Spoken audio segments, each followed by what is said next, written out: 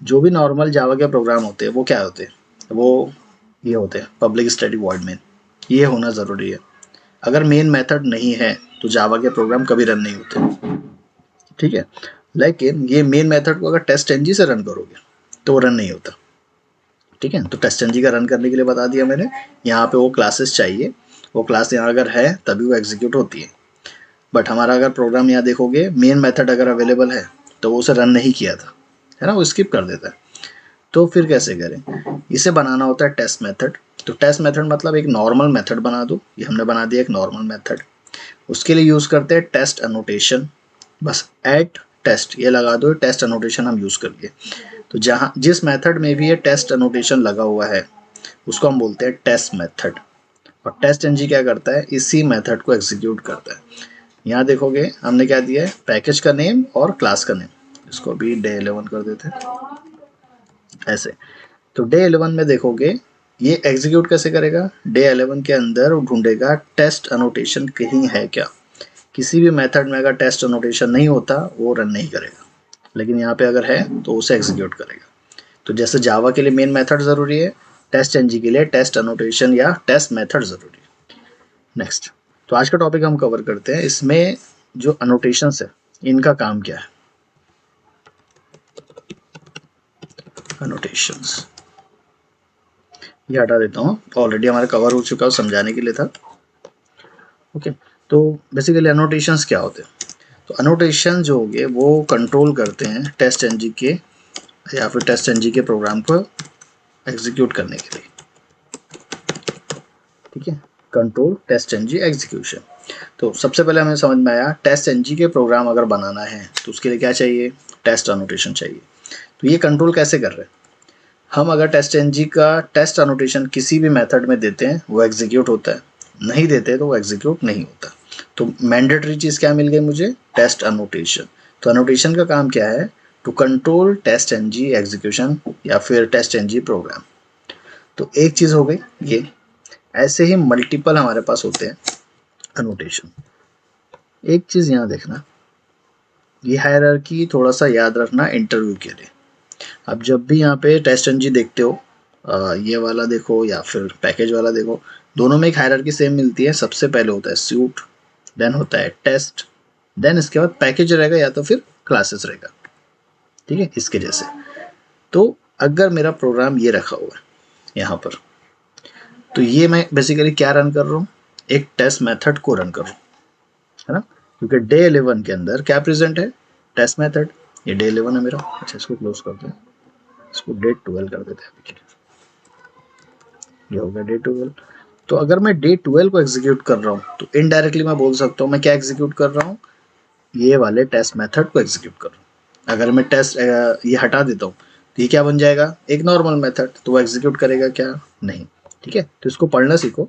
यहाँ पे अगर मैंने क्या दिया है, पैकेज नेम और क्लास नेम, तो क्लास को तो एग्जीक्यूट कर रहा है लेकिन बेसिकली क्लास के अंदर जो मेथड प्रेजेंट है ना उससे एग्जीक्यूट कर रहा है, ये टेस्ट मेथड। देन ये यहाँ से मेथड रन हो रहा है, मेथड के ऊपर क्या है, क्लासेस लिखी हुई है। तो क्लासेस का मतलब यहाँ पे मल्टीपल क्लासेस हो सकती है। इसके ऊपर है टेस्ट, इसके ऊपर है सूट। तो सबसे ऊपर हायरार्की क्या है, टेस्ट सूट बोल सकते हो उसको या फिर सूट बोल सकते हो, ठीक है। अगर मैं चाहता हूँ इस टेस्ट मेथड के पहले कुछ एग्जीक्यूट करना, उसके लिए क्या लॉजिक लग सकता है, या तो फिर ऐसा कर सकते हो एक ऐसा ही मेथड बना दो जो ऊपर में, और इसको सी बेबी रखते हैं। इसकी प्रायोरिटी अगर मैं दे देता हूँ प्रायोरिटी इक्वल टू 2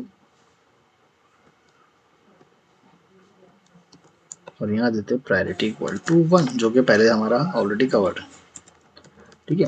तो मेरा क्वेरी क्या है, इस टेस्ट मेथड के पहले अगर कुछ एग्जीक्यूट करवाना है तो बेसिकली क्या पढ़े हमने अभी तक, उसकी प्रायोरिटी 1 दे दो। तो क्या होगा यहाँ पे, सबसे पहले ये रन होगा ABC जिसकी प्रायोरिटी 1 है, देन क्या रन होगा ABC 1 जिसकी प्रायोरिटी क्या है 2।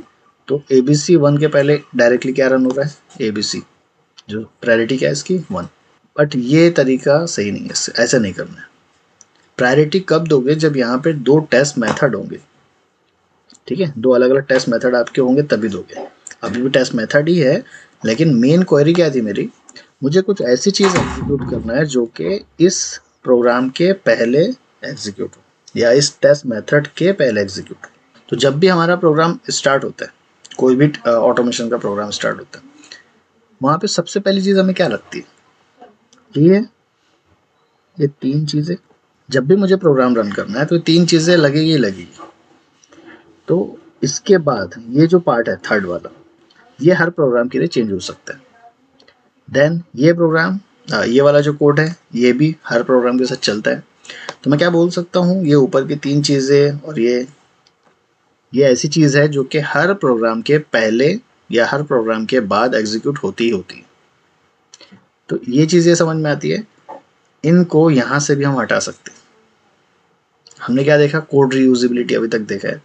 तो कोड रीयूजेबिलिटी के लिए क्या किया? इन सब कोड को जो ब्राउज़र सेटअप के अंदर रखा हुआ है ये वाला यहाँ पे, ठीक है, हमने यहाँ पे रखा था ब्राउज़र ओपन करना, यूआरएल एंटर करना, देन क्लोज करना, ठीक है, ये अलग अलग रखा। इसको और शॉर्ट कर सकते हो आप, सिंपली इसको उठाओ और यहाँ पे रख दो, ठीक है। वो समझाने के लिए मैंने अलग अलग किया था, लेकिन ऐसा भी इसको कर सकते हो। और यही स्ट्रिंग यूआरएल को उठा के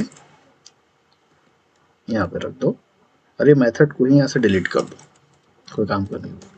तो अब देखो सिर्फ एक ही मेथड है और उस मेथड के लिए मेरे पास 3 लाइन एग्जीक्यूट हो रही है और एक क्लोज ब्राउज़र है उसके लिए 1 लाइन हो रही है। तो ये जो 4 कॉमन चीज़ें थी, हम क्या किया, सिर्फ 2 मेथड के अंदर इसको सॉल्व कर लें। अब इन 2 मेथड्स को हम क्या करेंगे, अलग अलग जगह यूज़ करेंगे। जैसे यहाँ पे ये एंटर यूआरएल है ना, अच्छा मेथड डिलीट कर दिया हमने।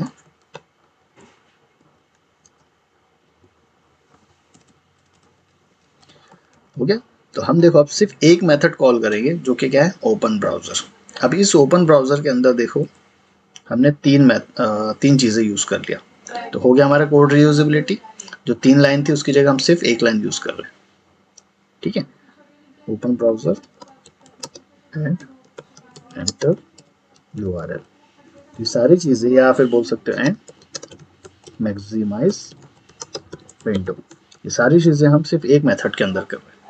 तो ये वाला कॉमन है हर किसी के लिए, ये वाला भी कॉमन है हर किसी के लिए। अब ये जो पार्ट है, ये पार्ट हर टेस्ट केस के लिए अलग अलग हो सकता है। तो इसको भी और सॉल्व करने के लिए हम क्या कर सकते हैं, अनोटेशन यूज़ कर सकते हैं।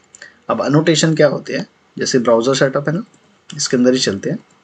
यहाँ पे लगा देते हैं हम अनोटेशन। एक अनोटेशन लगेगा जिसका नाम रहेगा बिफोर, ठीक है, इसका नाम देते हैं बिफोर क्लास, या फिर इसको बोल सकते हो, चलो बिफोर क्लास ही लिखते हैं। इसका मतलब बता दो क्या है। इस सेकंड एनोटेशन हमारा बिफोर क्लास, और इसका नाम देते हैं आफ्टर क्लास। डे 12 में क्या लिखा हुआ है, टेस्ट मेथड, और टेस्ट मेथड यहाँ कहाँ प्रेजेंट है, यहाँ प्रेजेंट है। इस टेस्ट मेथड के पहले क्लासेस है और ये टेस्ट मेथड के बाद भी क्लासेस है।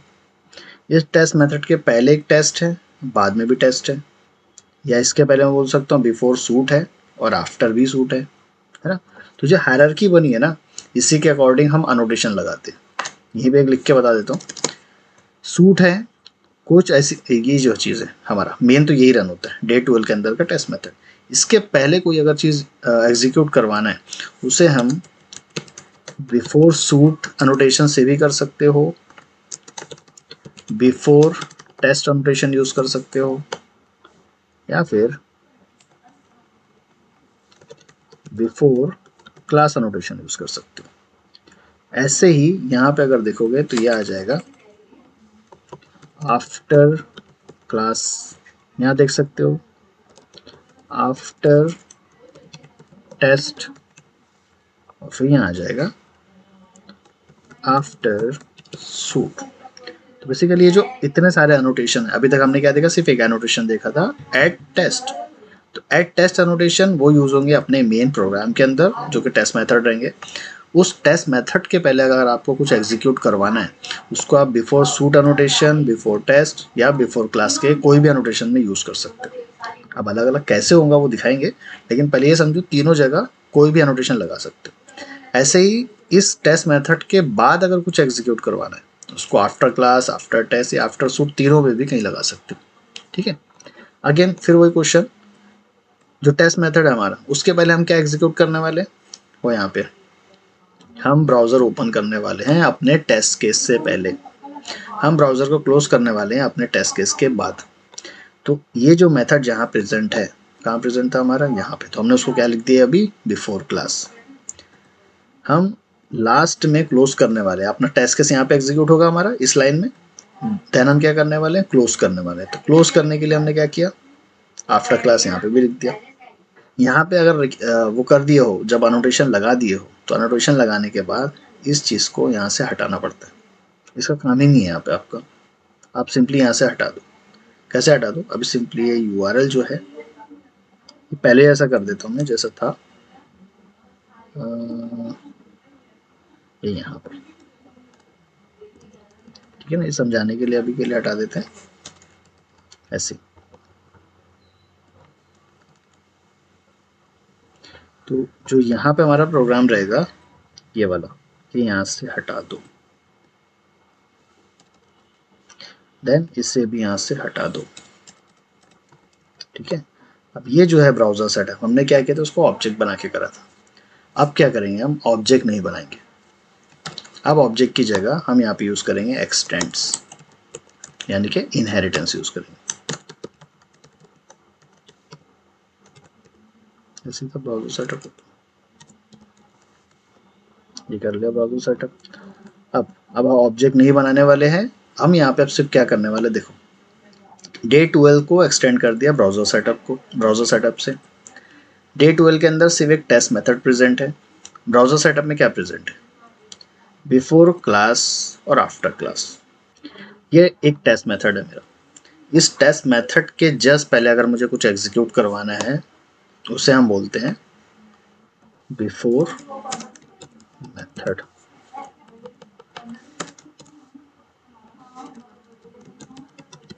ठीक है, इसको बोलते हैं before method and after method. ये अनोटेशन जिस मेथड में भी आप रखते हो और उस क्लास को एक्सटेंड कर देते हो किसी टेस्ट केस में, तब क्या होगा, और हम टेस्ट एंजिन में क्या करने वाले, रन क्या करने वाले, सिर्फ डे 12 को रन करने वाले। ये हटा देता हूँ अभी इसको भी, इसका काम नहीं है।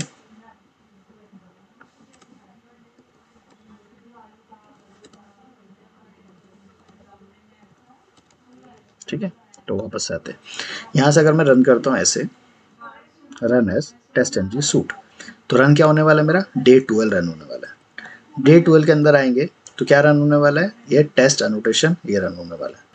अब देखोगे टेस्ट अनोटेशन में यहाँ कुछ भी नहीं है, तो कुछ भी रन नहीं होगा, ऐसे ही लगता है। लेकिन हमने क्या किया, इसे एक्सटेंड कर दिया है ब्राउजर सेटअप से। जब इनहेरिटेंस हम लगाते हैं तो क्या होता है, इसके मेथड यहाँ पे आ जाएंगे, तो ब्राउजर सेटअप के ये दोनों मेथड, ये दोनों ओपन ब्राउजर और क्लोज ब्राउजर, ये उठ के आ जाएंगे किसके अंदर, डे 12 के अंदर आ गया, ऐसे उठ के, डन। अब यहाँ पे देखो दोनों मेथड के अंदर अनोटेशन लगा हुआ है, एक बिफोर मेथड अनोटेशन, एक आफ्टर मेथड अनोटेशन, और ये अपना टेस्ट मेथड। तो एग्जीक्यूशन कैसे होता है, जब भी टेस्ट इंजन रन होगा, रन करेगा इस प्रोग्राम को, वो सबसे पहले ढूंढेगा टेस्ट अनोटेशन, ठीक है, टेस्ट अनोटेशन प्रेजेंट है, लेकिन इसके पहले भी लगा हुआ है बिफोर मेथड और लगा है आफ्टर मेथड। तो टेस्ट अनोटेशन के पहले रन होगा बिफोर मेथड, बिफोर मेथड मतलब सिंपली इसको बोल सकते हो बिफोर एनी टेस्ट मेथड, इसको क्या बोलोगे, बिफोर एनी टेस्ट मेथड। तो हमारे पास जो टेस्ट मेथड है वो क्या है, ये वाला, तो इसके पहले क्या रन हो जाएगा, ये बिफोर मेथड रन हो जाएगा, मतलब ये 3 लाइन एग्जीक्यूट हो जाएगी। बिफोर मेथड के बाद क्या रन होगा, ये टेस्ट मेथड रन होगा, टेस्ट मेथड जैसे ही रन होगा उसके बाद क्या रन होगा, उसका आफ्टर मेथड रन होगा। तो इसको बोल सकते हो ये ऐसे रन होने वाला है, ऐसे, सबसे पहले before method, then test method, then after method. तो कैसे एग्जीक्यूट होता है देखते हैं, इसको हटा देता हूँ अभी।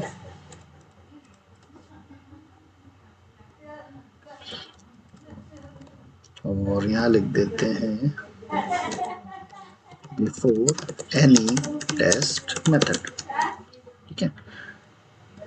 कोई भी कोड नहीं है हमारे इसमें, देखो एक भी कोड नहीं है, मतलब ये एम्प्टी है, फिर भी एग्जीक्यूट होगा, लेकिन क्या क्या रन होने वाले उसके पहले की चीज़ें, और बात की चीज़ें।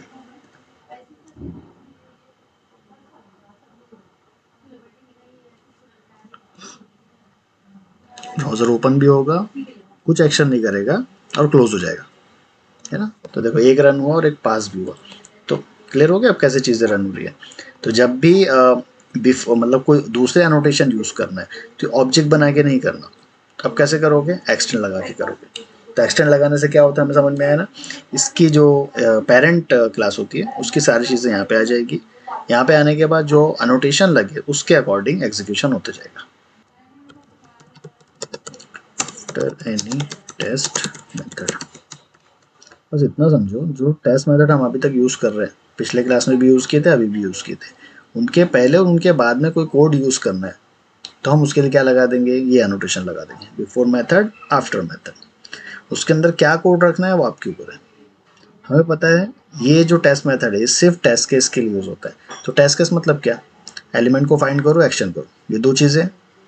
इन दो के अलावा ऐसी क्या कॉमन चीज़ है जो हर टेस्ट केस के पहले और हर टेस्ट केस के बाद चाहिए, वो होती है अपना ब्राउज़र ओपन क्लोज करना।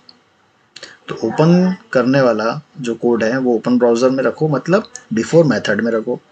और जो क्लोज करने वाला वो कहाँ रहेगा, क्लोज ब्राउज़र मतलब आफ्टर मेथड। अभी बिफोर मेथड था, बिफोर मेथड की जगह मैं इसको कर देता हूँ बिफोर क्लास, इसको कर देता हूँ आफ्टर क्लास। और यहाँ एक छोटा सा एक मैसेज प्रिंट कर देते हैं, एटलीस्ट समझ में आएगा कि क्या रन कब हो रहा है। बिफोर क्लास और इसको रखते हैं आफ्टर क्लास। ठीक है, अगेन रन करते हैं इसको और टेस्ट मेथड में भी कुछ प्रिंट करवा देते हैं।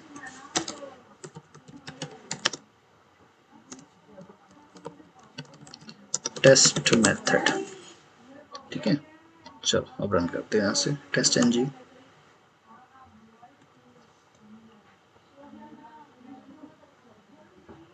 वो सबसे पहले बिफोर क्लास की चीजें रन हो रही है, before class then test method then after class. Okay, अब एक एक्सपेरिमेंट ये करते हैं, यहाँ पे ना दो टेस्ट मेथड बना देता हूँ और इसका नाम दे देते हैं 2 और इसका नाम देते हैं 1। और अगेन अभी क्या है मेरा बिफोर क्लास आफ्टर क्लास है ना, इसको ऐसे रहने देते हैं टेस्ट मेथड 1 टेस्ट मेथड 2। अब देखते हैं कैसे आउटपुट आता है।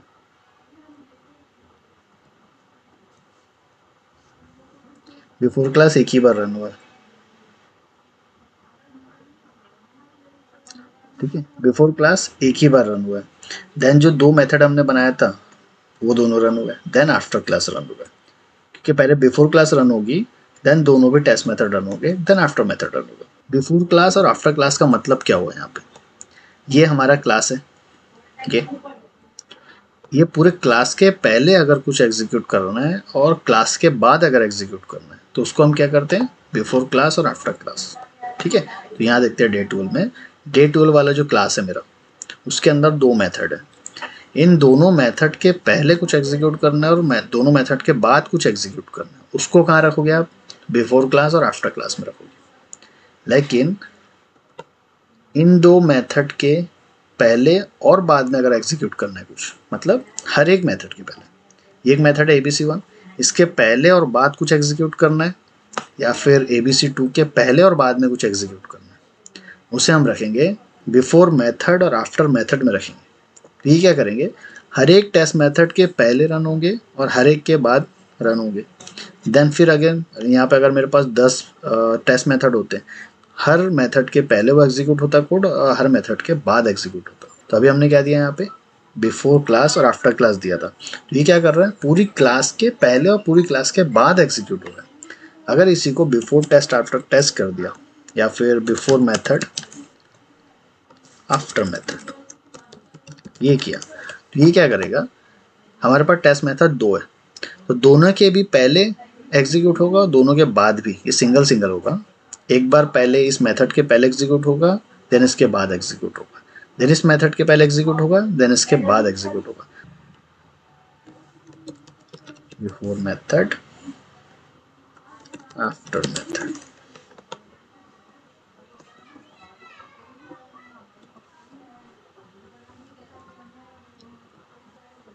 ठीक है, ब्राउज़र ओपन होगा पहले वाले मेथड के लिए, देन क्लोज भी हो जाएगा।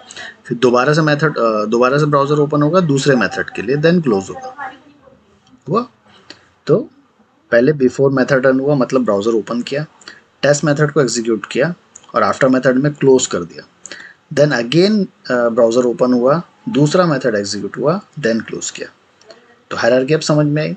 अलग अलग अनोटेशन क्यों बने? कंट्रोल करने के लिए एग्जीक्यूशन को। ठीक है, तो कभी भी कोई कोड हमारा ऐसा एग्जीक्यूट करना है कि पूरे क्लास के पहले ही एग्जीक्यूट करना है, तो बिफोर क्लास में लिखो या आफ्टर क्लास में लिखो। बिफोर मेथड, आफ्टर मेथड, इनका भी काम अलग होता है। अब ऐसे ही मैं लेता हूँ बिफोर टेस्ट और आफ्टर टेस्ट। तो कोई मुझे बताएगा बिफोर टेस्ट और आफ्टर टेस्ट ये कब एग्जीक्यूट होंगे? यहाँ से यहाँ तक के पूरा टेस्ट का ब्लॉक, और ये टेस्ट ब्लॉक के अंदर मल्टीपल क्लासेस हो सकती है। मान लो मेरे यहाँ पे कितनी है अभी, चार क्लासेस हैं। इन 4 क्लास के पहले अगर कुछ एग्जीक्यूट करना है, सिर्फ ये 4 क्लास के पहले, उसको आप कहाँ लिखोगे? बिफोर टेस्ट के अंदर लिखोगे। तो बिफोर टेस्ट और आफ्टर टेस्ट अगर करते हो तो वो क्या करता है, ये पूरा जो टेस्ट ब्लॉक है इनके पहले एग्जीक्यूट करेगा और इनके बाद एग्जीक्यूट करेगा। बिफोर क्लास आफ्टर क्लास क्या करता है, ये सिंगल एक क्लास लेगा, उसके पहले और उसके बाद एग्जीक्यूट करेगा, या फिर ये क्लास लेगा, उसके पहले और उसके बाद करेगा। बिफोर सूट क्या करता है, ये पूरा का पूरा सूट लेगा, इनके पहले कुछ एग्जीक्यूट करेगा और उनके बाद एग्जीक्यूट करेगा। अभी क्लास और ये सूट के अंदर मल्टीपल टेस्ट हो सकते हैं, है ना, ये चीज़ ये मैंने बताया था, ये मल्टीपल टेस्ट दो ही रखते हैं। तो अगर मैंने बिफोर सूट और आफ्टर सूट कुछ लिया है तो वो क्या करेगा, ये पूरे कोड के पहले और पूरे कोड के बाद में वो एग्जीक्यूट करेगा। ठीक है, मतलब ये बोल सकते हो वन टाइम एग्जीक्यूट होगी बिफोर, वन टाइम एग्जीक्यूट होगी आफ्टर। फिर मैं लेता हूँ बिफोर टेस्ट, तो वो क्या करेगा, मेरे पास 2 टेस्ट हैं, तो वन टाइम फर्स्ट वाले टेस्ट के पहले लेगा, इसको ट्रू कर देते हैं। तो बिफोर टेस्ट वाली चीज़ें कब एग्जीक्यूट होगी, एक टेस्ट 1 के पहले एग्जीक्यूट होगी और बाद में एग्जीक्यूट होगी, टेस्ट 2 के पहले एग्जीक्यूट होगी और टेस्ट 2 के बाद होगी। ये सब किस में आता है, बिफोर टेस्ट में। इससे क्या होता है ना, अपना कोड बहुत छोटा दिखता है। अभी यही देख लो, दोनों भी मेथड में सिर्फ एक लाइन एग्जीक्यूट हो रही है। किसी को दिखाओगे आप तो क्या बोलेगा वो, एक लाइन का कोड है। लेकिन जब ये मेथड रन होता है तो क्या हो रहा है, सारा कोड यहाँ से ले रहा हूँ ब्राउज़र सेटअप से। ये देखो, इतनी लाइन यहाँ से लिया, इतनी लाइन यहाँ से लिया। ठीक है, दिख रहा कितने लोगों को, सिर्फ एक लाइन, बट ये आ कहाँ से रही इतनी सारी चीज़ें, बिफोर और आफ्टर जो अनोटेशन लगा है उससे आया। इस तरीके से हम क्या करते हैं ना, कोड रीयूजेबिलिटी भी हो जा रही है हमारी, और अपना कोड भी छोटा दिख रहा है, और ये अपना जो प्रोग्राम है उसका कंट्रोल करता है एग्जीक्यूशन को। अनोटेशन के बारे में बस ये लिख देता हूँ कितने टाइप के होते हैं। सबसे पहले रहेगा बिफोर सूट, देन रहेगा आफ्टर सूट, इसके रहेगा बिफोर टेस्ट, फिर रहेगा आफ्टर टेस्ट, बिफोर क्लास। ये रटने वाली चीज़ें नहीं है, ये टेस्ट एनजी को आप समझोगे ना, यहाँ से अगर ये समझ में आ गया स्ट्रक्चर तो आप खुद ब खुद याद हो जाएगा कैसे करना। बिफोर क्लास, आफ्टर क्लास, फिर आता है बिफोर मेथड, मतलब टेस्ट मेथड के बारे में बात कर रहे हैं, आफ्टर मेथड, और लास्ट में हमारा टेस्ट। तो हमने ये वाला देखा था टेस्ट। इस टेस्ट मेथड के पहले यहाँ मल्टीपल टेस्ट मेथड बना देता हूँ। तो ये मेरा टेस्ट मेथड है। अब एक मेथड भी हो सकता है, मल्टीपल टेस्ट मेथड भी हो सकते हैं। अगर इन टेस्ट मेथड के पहले या बाद में कुछ एग्जीक्यूट करवाना है, उनको सीधा लिख दो आप बिफोर मेथड, आफ्टर मेथड के अंदर। डन। जो प्रोग्राम होता है जावा का, वो क्लास बोलते हैं उसे, उस क्लास के पहले और बाद में कुछ एग्जीक्यूट करना है, बिफोर क्लास आफ्टर क्लास में लिख दो। और टेस्ट एनजी के अंदर देखोगे हमारे पास मल्टीपल टेस्ट होते हैं, उन टेस्ट के पहले उन टेस्ट के बाद कुछ एग्जीक्यूट करना है तो बिफोर टेस्ट, आफ्टर टेस्ट। पूरा का पूरा एक सूट बन गया, इनके पहले और बाद में कुछ करना है तो बिफोर सूट, आफ्टर सूट। तो जो हायरार्की यहाँ बनी हुई है ना, इसी के बेस पे ये हायरार्की बनती है फिर अनोटेशन की। ये क्वेश्चन आता है मोस्टली इंटरव्यूज में, अनोटेशन कितने होते हैं। अब अनोटेशन की हायरार्की लोगों को ठीक से याद नहीं रहती, तो आप एक चीज़ ये समझ लो, ये हायरार्की अगर याद कर लेते हो सबसे ऊपर सूट होता है, देन टेस्ट होता है, देन क्लासेस या पैकेज होते हैं। ठीक, ये हायरार्की अगर याद है, इसके बेस पे आप ये बना सकते हो। वरना अगर रटने बैठोगे ना तो कन्फ्यूजन होता है, पहले टेस्ट आएगा, पहले क्लास आएगा, क्या आएगा, कन्फ्यूज होते हैं लोग। ऐसा नहीं करना।